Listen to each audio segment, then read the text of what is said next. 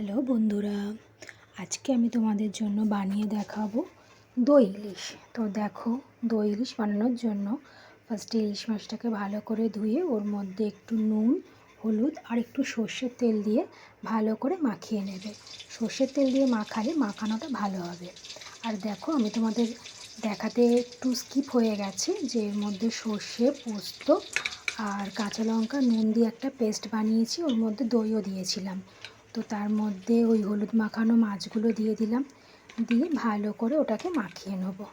মাছগুলোর গায়ে যেন পেস্টটা ভালো করে লেগে যায়। এবার যে টিফিন বক্সে আমি এই পুরো জিনিসটা বানাবো, তো তার মধ্যে আগে পেস্টটা দিয়ে দিলাম, তার মধ্যে মাছগুলো দিয়ে ওপর থেকে আবার পেস্ট দিয়ে দিলাম।